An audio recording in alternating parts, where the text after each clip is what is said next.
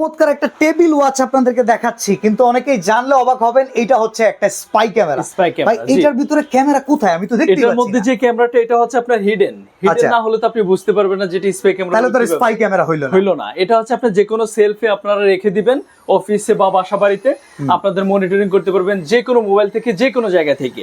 ওকে, এটার ভিতরেই হচ্ছে ক্যামেরাটা, আর ঘড়ির টাইমটা হচ্ছে মানে হচ্ছে আপনার টেবিল ওয়াচ হিসেবে ব্যবহার করবেন। দেখেন এইখানে এই ঘড়ির সময়টা কিন্তু অ্যাকচুয়াল সময়টাই আপনাকে দেখাবে।